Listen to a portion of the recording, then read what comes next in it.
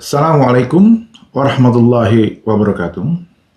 Bismillahirrahmanirrahim. Wa bihi nasta'in ala umur dunya waddin. Salatu wassalamu ala Rasulillah wa ala alihi wa sahbihi ajmain. Jamaah sekalian, banyak yang sering salah kaprah mengenai sunnah Nabi. Sehingga kemudian dengan pemahaman yang sempit, menganggap orang lain tidak nyunnah, tidak mengikuti sunnah Nabi. Karena itu penting untuk dijelaskan mengenai bagaimana melaksanakan sunnah Nabi dalam konteks modern, sehingga kita bisa memahami yang mana yang disebut sebagai inti dari sunnah Nabi, dan mana yang merupakan semacam teknis atau alat atau perantaraan. Dalam bahasa lain, kita mesti memahami yang mana termasuk dalam kategori maqasid, yang mana masuk kategori wasail.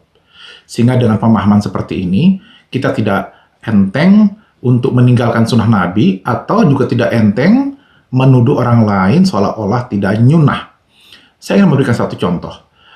Ada sebuah anjuran dari Nabi Muhammad SAW mengenai penggunaan siwak, yaitu kayu kecil yang kemudian ujungnya itu dihaluskan untuk membersihkan mulut dan gigi. Itulah cara sikat gigi di zaman dahulu. Sampai sekarang masih ada yang ingin menerapkan memakai siwak berdasarkan sunnah Nabi itu. Tentu tidak masalah. Menjadi masalah kalau kemudian kita menghakimi seolah-olah orang yang kemudian tidak memakai siwak, dia seolah tidak mengikuti sunnah Nabi atau tidak nyunnah itu.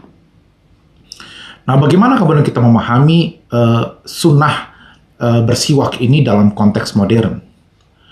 Menjadi timbul pertanyaan, yang sunnah itu apakah alatnya, yaitu siwaknya, yaitu kayu kecil tadi, atau yang menjadi sunnah Nabi itu adalah intinya membersihkan mulut dan gigi kita, sehingga kemudian berdampak pada kesehatan pribadi maupun tidak menimbulkan bau yang tidak enak untuk orang lain. Apakah kemudian kalau saya mengganti siwak itu tadi dengan sikat gigi, dengan pasta gigi, kemudian menggosok gigi minimal 2 kali dalam sehari, pagi dan malam sebelum tidur, ditambah dengan obat kumur-kumur untuk bernafas dengan baik dan segar, serta juga setiap 6 bulan sekali rutin memeriksakan gigi kita ke dokter gigi, apakah ini semua tidak termasuk melaksanakan sunnah Nabi, tidak nyunnah, hanya gara-gara kita tidak memakai alat yang sama yang dipakai Nabi pada masa dulu, yaitu kayu kecil yang kita sebut siwak tadi. Nah, buat orang yang menganggap bahwa, oh saya ingin dua-duanya, saya ingin melaksanakan siwak sesuai praktek yang dilakukan Nabi 15 abad yang lampau, tapi saya juga ingin sikat gigi seperti dalam konteks modern. Boleh, silakan.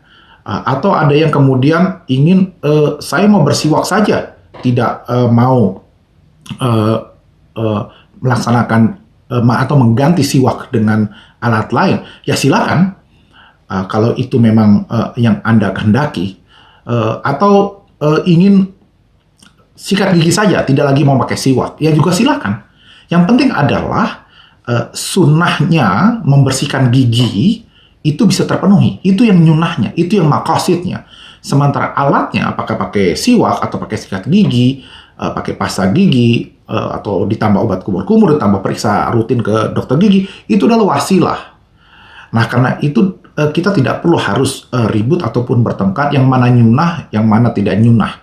Jangan-jangan yang kita anggap tidak nyunnah, saudara kita itu sebetulnya juga nyunnah, juga melaksanakan sunnah Nabi, hanya mereka berpijak pada intinya, bukan kemudian berpijak pada semata-mata pada alat atau toolnya semata. Nah, saya kira pengertian seperti ini yang perlu diluruskan agar tidak perlu ada saling klaim bahwa saya lebih nyunnah ketimbang yang lain, padahal mungkin semuanya sama-sama berusaha untuk mengikuti anjuran Nabi. Karena itu penting untuk jelas yang mana sunnah Nabi, yang mana inti, dan yang mana hanya merupakan tool. Nah, toolnya atau sarananya itu bisa berganti sesuai dengan perkembangan zaman. Tetapi inti dari sunnahnya itu tetap harus kita laksanakan. Demikian penjelasan singkat saya, semoga ada manfaatnya. Wallahul muwaffiq ila aqwamit thoriq. Assalamualaikum warahmatullahi wabarakatuh.